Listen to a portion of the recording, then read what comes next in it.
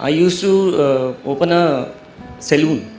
अच्छा, I opened twice हाँ। and I failed in it. देखिए, अगर मैं आपकी जगह होऊंगा ना और वो मैंने सैलून खोला और वो नहीं चला,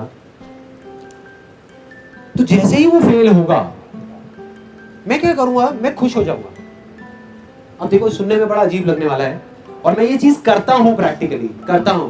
जब भी मैं कोई ऐसी चीज करता हूं जहां मैं बुरे तरीके से फेल होता हूं, बुरे तरीके से, जब लगता है कि यार ये तो सक्सेसफुल होना ही था, जब आपने सैलून खोला होगा, आपने सोचा होगा कि ये तो कामयाब होगा ही होगा, और फेल हो गया, तो आदमी टूट जाता है अंदर से। मतलब कोई भी हो, मैं भी टूट जाता हूं। मैं ये नहीं कहूंगा कि मैं कोई दूसरे प्लेनेट से आया हूं, मैं नहीं टूटता, टूट जाता हूं। लेकिन जैसे ही मैं टूटता हूं, मैं वापस से खड़ा हो जाता हूं और मैं बोलता हूं कि यार बस मैंने हार नहीं माननी, चाहे कुछ भी हो जाए। उठ करके वापस से खड़ा होता हूं और खड़ा होकर के अपनी जो स्पीड है उसको मैं और बढ़ा देता हूं। मतलब जब भी कोई फेलियर आता है, जब भी कोई प्रॉब्लम आती है लाइफ में, तो उस टाइम पे मैं अपनी पूरी एनर्जी को इकट्ठा करके हर तरफ से अपने आप को फैला के, और मैं इतनी तेजी से बाउंस बैक करता हूं कि पहले जिस लेवल पे मैं था और जब जाकर के फेल हुआ, अगली बार में उससे कम से कम 10 गुना ऊपर लेवल पे पहुंच जाता हूं।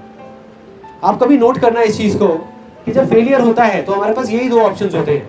एक होता है कि हम जा करके आराम से बैठ जाए और हम बोले कि यार बस हो गया, अब और कुछ नहीं हो सकता, या अपने उस ड्रीम को छोड़ दें। दूसरा है कि अगर हम फेल हुए तो अब हम उसकी ना पोस्टमार्टम शुरू करते हैं अच्छे तरीके से, कि एग्जैक्टली क्या हुआ, क्यों हुआ।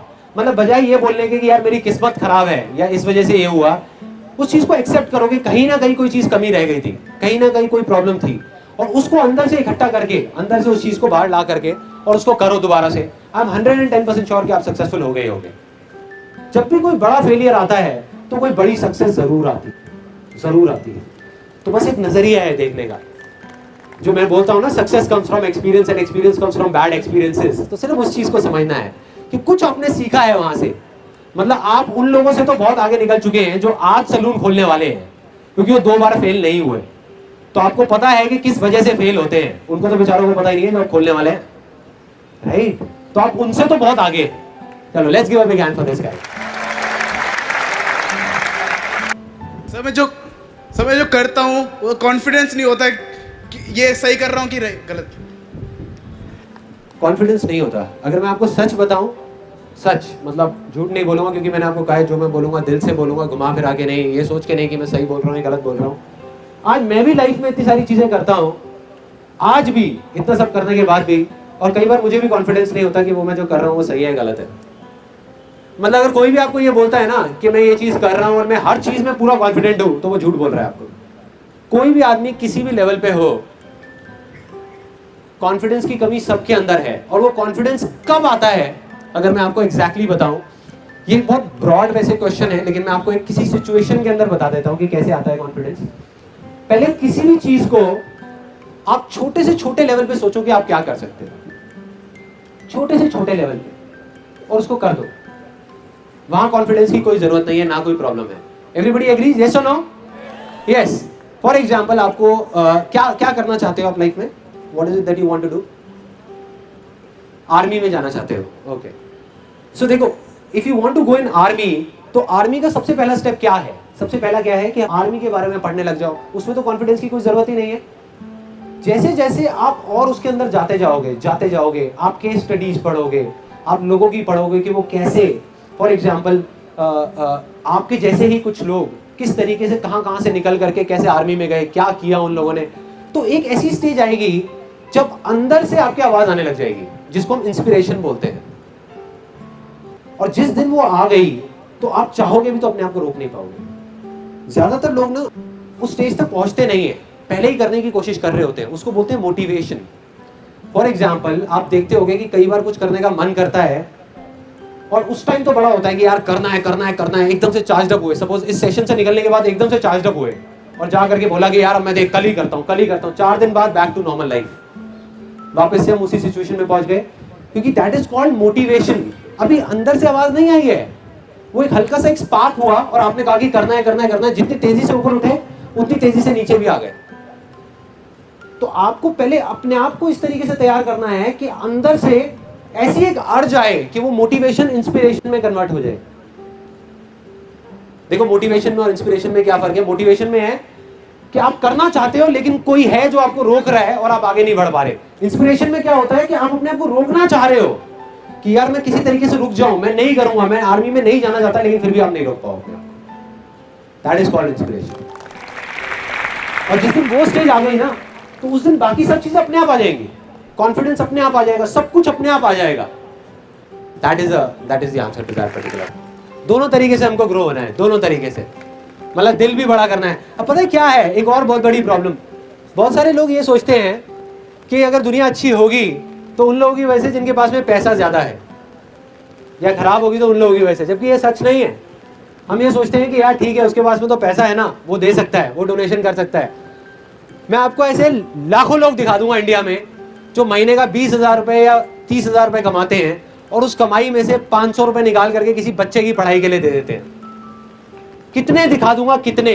और दूसरी तरफ मैं आपको ऐसे कितने लोग दिखा दूंगा जो करोड़ों रुपए महीने का कमाते हैं और किसी को 100 रुपए भी नहीं देते। तो इससे फर्क नहीं पड़ता कि आपके पास कितना पैसा है फाइनेंशियली, इससे फर्क पड़ता है कि आपका दिल कितना बड़ा है। तो अगर करना है तो अपने दिल को बड़ा करो, अपने दिल की सुनो, दिल की सुनो। तभी तो मैं बोलता हूं बार बार, दिल की सुनो। दिल की अगर सब लोग सुनने लग गए ना इंडिया में, तो इंडिया अपने आप बदल जाएगा यार, अपने आप बदल जाएगा, किसी को कुछ करना नहीं पड़ेगा। Next question. एंटरटेनमेंट में क्या होता है? क्या दिमाग लगाना पड़ता है? कुछ नहीं, आराम से बैठे हो, देखे चले जा रहे हो। Lazy, mentally lazy. सोचने का जो काम है वो कोई और कर रहा है आपके लिए। वो सोच करके कुछ बोल रहा है, कुछ कर रहा है, कुछ क्रिएट कर रहा है किसी स्टोरी को। आपको नहीं क्रिएट करना पड़ रहा है, आपको दिमाग नहीं लगाना पड़ रहा, आप सिर्फ देख रहे हो। तो मेंटली आप लेजी होते चले जा रहे हो एंटरटेनमेंट के नाम पे। जो मेरे कुछ सेशंस होते हैं जहां पे दिमाग लगाना पड़ता है, तो गुस्सा आता है ना, ये क्या है कुछ और देखते हैं, ये बढ़िया है, इससे क्या होने वाला है? कुछ नहीं होने वाला है। लोगों को ध्यान से देखोगे, बड़ी जल्दी थक जाते हैं। 30-35 साल की एज में थके पड़े हैं, एनर्जी नजर नहीं आती है, एक स्पार्क नजर नहीं आता है, धीरे धीरे खत्म होता चला जाता है। अभी है आपके पास में, तो अगर चाहते हो ये स्पार्क बढ़ता जाए एज के साथ में, तो क्या करना है? नंबर 1, फिजिकली एक्टिव रहना है मरते दम तक। There is no choice there, this we need to understand. And दूसरा, मेंटली एक्टिव रहना है। कहीं पर भी मौका मिले दिमाग की सही तरह की एक्सरसाइज करने का, फालतू की एक्सरसाइज नहीं, डिबेट नहीं, वहां पे कोई एक्सरसाइज नहीं होती है कि आपकी मेमोरी में कुछ भरा हुआ है, आप यहां से बोल रहे हो, किसी और के कुछ भरा हुआ है, वो बोल रहा है और आपस में लड़ रहे हैं कि मेरा पॉइंट सही है, तेरा पॉइंट सही है। ना जी, वो कोई माइंड की एक्सरसाइज है, बेकार है। माइंड की एक्सरसाइज मतलब एक प्रॉब्लम है, उसका सोल्यूशन निकालना है। That solution has to be foolproof, तभी उसको सोल्यूशन कहेंगे। तो अगर इस तरह से आप अपने माइंड को तैयार कर दो, तो आप कोई भी काम कर रहे हो या लाइफ में कोई भी प्रॉब्लम आई, तो आपका माइंड ऐसा होगा, 1 सेकंड में सोल्यूशन निकल के आएगा। लोग स्टक हुए पड़े होंगे छोटी छोटी प्रॉब्लम्स में, आपके सामने बड़ी से बड़ी भी प्रॉब्लम्स आएंगी, तो ऐसे आप सोल्यूशन निकाल जाओगे। माइंड को आपने ऐसे तैयार कर दिया ना शुरू से ही। तो जो आपको अपना दोस्त लग रहा है, वो एक्चुअल में आपका दुश्मन है। This entertainment industry is not your friend, it's your big enemy. अगर थोड़ा सा भी जितना होना चाहिए उससे ज्यादा हो जाए, मैं नहीं कह रहा एंटरटेनमेंट बुरा है, हाँ थोड़ा बहुत ठीक है, दिन में आधा 1 घंटा, बट द पॉइंट इज अगर इससे हम एडिक्ट हो जाएं तो ये बहुत ही खतरनाक चीज है। और ये भी समझ आना चाहिए, अगर ये दुश्मन है तो दोस्त क्या है, ये हमको पता होना चाहिए कि अगर हमारी लाइफ में कोई प्रॉब्लम है, उस प्रॉब्लम को डीपली समझना और उसका सोल्यूशन निकालना, ये जो इंटेलिजेंस आपके अंदर है, सबके अंदर होती है ना ये इंटेलिजेंस, ये आपका दोस्त है। लेकिन हम एक्चुअल में क्या करते हैं?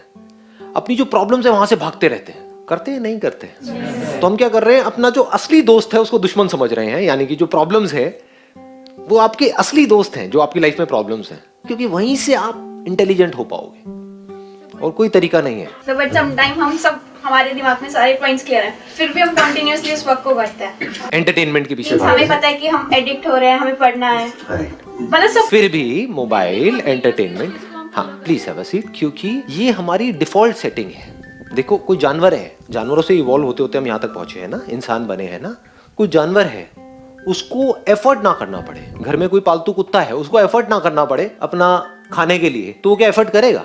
उसको पता हो कि दिन में इतनी बार आपको यहाँ पर बैठे बैठे सब कुछ मिल जाएगा, कहेगा बढ़िया है, मुझे क्या जरूरत है कुछ भी करने की। लेकिन अगर उसको पता हो कि बिना एफर्ट के मुझे नहीं मिलेगा, तो वो एफर्ट करेगा ही करेगा। जब भूखा होगा तो भागेगा। तो हो क्या रहा है, अब बिना किसी एफर्ट के हमको सब कुछ मिल गया है, पूरी की पूरी दुनिया हमारे हाथ में है, तो बिना कुछ करे ही हमको एंटरटेनमेंट भी मिल रहा है।